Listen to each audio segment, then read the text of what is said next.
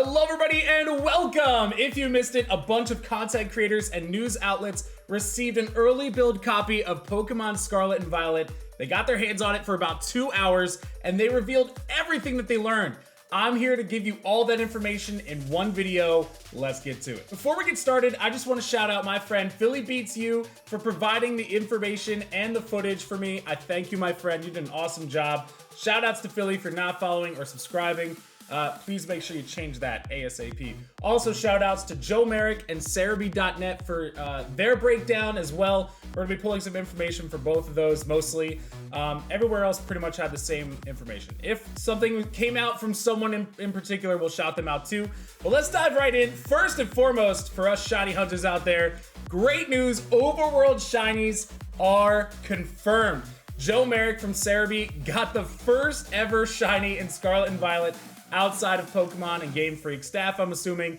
First person to get a shiny. That is exciting as all get out. He got a shiny Skiddo while climbing up a cliff, and it is in the overworld. You can see it, and that we kind of could assume that, right? Because every footage that we've seen so far of initiating a battle, you don't have any screen in between. What you see is what you get. You run into the Pokemon. There's no transition. It's just seamless. So what you see on the field is what you battle. So it makes sense that overworld shinies are back. As you probably saw in the most previous trailer, sandwich making is actually a big deal here. So sandwiches, apparently when you make them, give you slight bonuses, whether it be catching or something of that sort. So also through the grapevine, I heard that one of the sandwiches also gives you a boosted shiny chance. So get ready for that new shiny hunting method. So sandwiches are going to be a big deal. You definitely want to spend some time in the picnics. You could also, like, again, we saw footage of like playing with the Pokemon. You have like a ball that you could like pass around with them and all that good stuff. So that's awesome. Battles can be engaged while mounted. So while you're on Koraidon or Miraidon, you can actually battle them while Pokemon while you're riding on those Pokemon, which I thought was really cool. If your Pokemon levels up multiple times, it also just just one thing pops up instead of multiple. So in the past, you had to do like whoop, bing, level up, and then the stats. Bing, level up, and then the stats. So it only does it once. So it like goes up all the levels, and then it shows you the total stat changes. So there's a little bit about Terra Raid battles. So those who played had a chance to join the online game with somebody and do a Terra Raid battle. Apparently it was very seamless. They had a great time. You can battle at your own pace. So if you are ready to make a move, you can make the move without waiting for other people in your party. And there is a timer. So that orange bar is confirmed to be a timer that you have to beat the Pokemon before it goes down to 0. You can cheer at any time during those battles. There's no, like, you don't have to have a knocked out Pokemon to cheer. You can heal, you can boost defense, and you can boost attack. All that stuff with a cheer. And yeah, people had a great time. I think the online features are seamless. They work nice, but I still have a couple questions about that. First and foremost, how far away can you be from your online players? Like if you have 3 people joining your host world, how far away can you spread apart? Obviously another thing is, do we have to fight for shiny Pokemon if we happen to be in the same world and there's a shiny there? How's that gonna work? Who gets it? I don't know. We need to figure out some other stuff about online play, which hopefully we'll find out soon. A little bit more about battling. When you're battling in the wild, apparently Pokemon around you will kind of spectate the battle. That I think is so cool.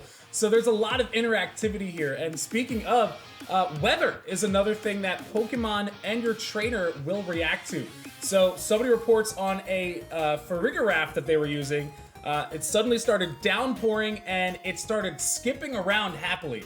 So some Pokemon really react to the weather, and I think that's really cool. As you see, Mela from the previous trailer, we learned that she's one of the Star Team bosses. Apparently a lot of people had trouble with her ace, which is Torkoal. So that's pretty cool that we have some challenging aspects to this. If you didn't know, so these people who got the access, they had the choice of either doing the first gym battle, the first Star Team base, or the first Titan in Cloth. So we saw footage of all that already, but those were the 3 paths that they could choose and go to during this 2-hour time period. Another thing that people brought up is trainer customization is huge. Bigger than we've ever seen in any Pokemon game before. We have Game Explain, who said that their customization options were through the roof, not just school uniforms. You could change backpacks, shirts, clothes, pants, socks, stuff like everything. Even the back cover of your Rotom phone you can customize, which I think is amazing. But other than that, you can also customize your hair, you can customize your eyes, your eyelashes, the eye shape, color, all that stuff in a menu, right? That is just accessible anywhere. The only thing that you have to go to Salon for is like hair color, I believe. Speaking of menus, you can also change your Pokemon names in the menu, so you can change your nicknames like you could in Legends Arceus, and you can access the Pokemon box anywhere. You do not have to be at one of the Pokemon Center pit stops, I guess. You could just change a Pokemon's nickname and do the the PC anywhere at will. The overworld is way more populated apparently than what we've seen in the trailers so far. There are Pokemon everywhere. So the builds that we've seen, the trailers, they had like some pretty empty spaces, I think, to show the scope of the world. But people who were playing this demo were saying that there were Pokemon every turn, and it's very full and full life, which I love to hear.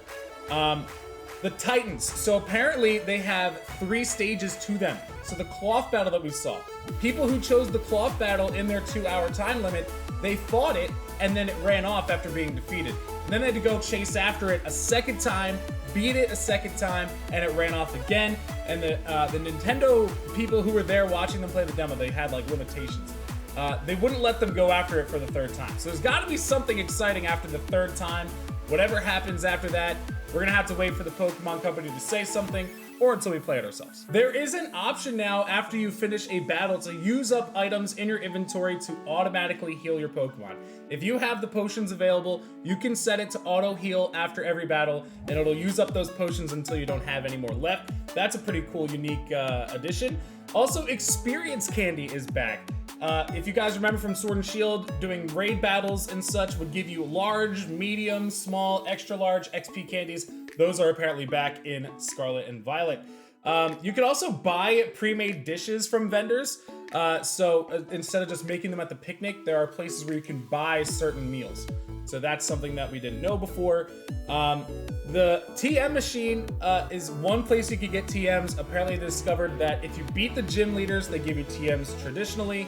And also you can find them just in the wild. So you can just find them on the floor like you used to as well. In order to catch Terrasilize wild Pokemon, you have to break this Crystal Shield. We saw a glimpse of that in the most recent trailer.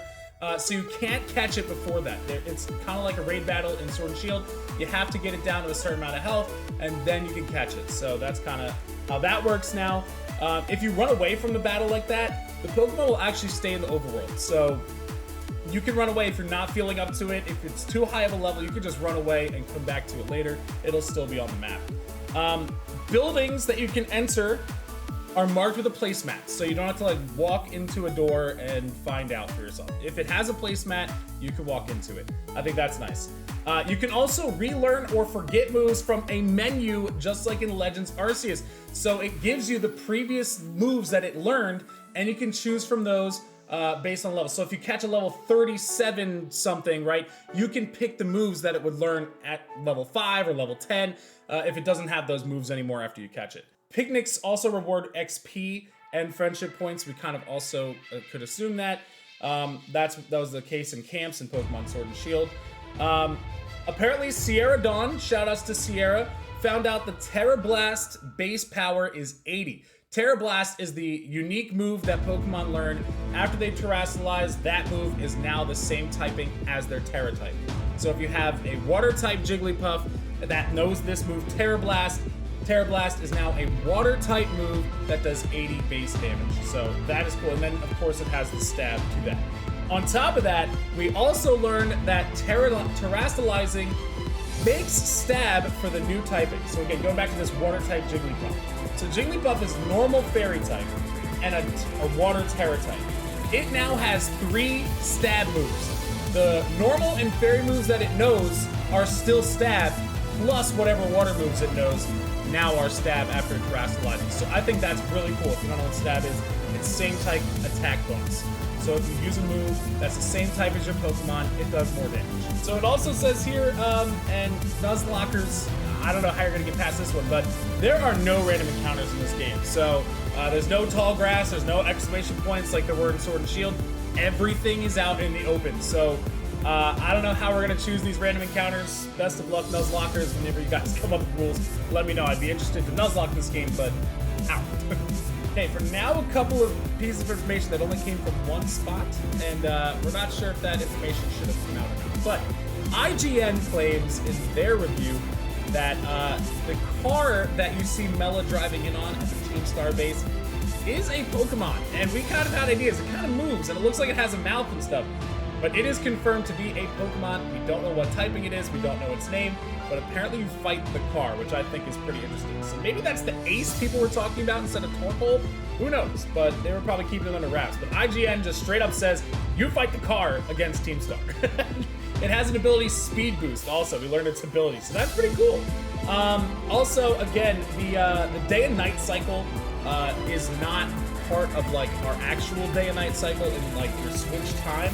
It does not go based off of the time or the clock on your Switch like Sword and Shield did. It has its own built-in day and night cycle. Reading through just a little bit more here, you can actually start a battle by just throwing a Pokeball at it. You don't have to run up to the Pokemon. But from what they were saying, the Pokemon kind of run into you a lot. So like in Legends Arceus, if they have like the angry sort of, I guess, personality trait, they would run into you more so often than you would run into them. But it seems like you could just initiate a battle just by throwing a Pokeball, which is really cool. Also, speaking of battles, NPC trainers no longer initiate a battle just from looking at you from a distance. So instead, you actually have to walk up to the trainer and talk to them in order to battle them. You know it's a trainer if they're like tossing a Pokeball or like interacting with a Pokeball of some sort. That's how you know that it's a trainer you can battle. There's also an icon above their heads, I think, if you get close enough to them. EXP in this game works a little bit differently. So there is an automatic EXP share. If you battle something with a Pokemon, that Pokemon gets most of the EXP, and then it's spread throughout the rest of your party, I guess, a little bit less than what the Pokemon who battled got. But if you use the auto battle feature, the Let's Go, I think, feature, you don't get like any experience points. Instead, that is more so for farming items and stuff to make TMs. And sometimes, according to Philly, they dropped items like Everstones, like hold items that could drop from other Pokemon in the wild. Another one of the more, I guess, negative things that was said, and I would not read into this at all too much. Apparently the build they were given had a little bit of bad performance, so there was some lag issues and clipping issues, but I'm assuming that this was, like I said, a pre-build given to the creators. So the Miraidon could do all of the traversals right at the start of the game, which I don't think is going to be the case. So this is a very special build. I would not read too far into those comments because by the final product, we should have something a little bit more stable. But again, that remains to be seen. I'm just holding out hope. But I mean, I just wanted to throw that out there just in case it does make it into the final game. Okay, last but not least here, it seems like it is confirmed there is no level scaling. So they said in their demo, they had like a stretch of land in the game, like a bottom right corner. And they saw Pokemon that ranged from level 3 to level 30, just in one corner of the map. So level scaling is not a thing. That is the early, I'm assuming the early access area of the game. So right off the bat, you can run into a level 30 Pokemon, but you gotta find ways to deal about it, I guess. There's no level scaling at all. That about does it for the information roundup from this pre-build 2-hour demo that some creators and news outlets got a chance to play. So if you have anything that you're super excited about, make sure to let me know about it in the comments. If you still have questions after all this, please let me know, and I'll try to find out as soon as I can and make a reaction to those and answer some of those if I find out. Otherwise, a lot of it we're gonna have to wait until more information from Pokemon or until we get our hands on the game in less than a month. Thank you again to all the creators and news outlets referenced in this video for letting us use your information, and Philly beats you. Special shout outs for your footage, man. Appreciate that. Take care, guys, and if you haven't yet, please make sure you subscribe to the channel for more Scarlet and Violet news. I'll see you guys on the next video. Peace!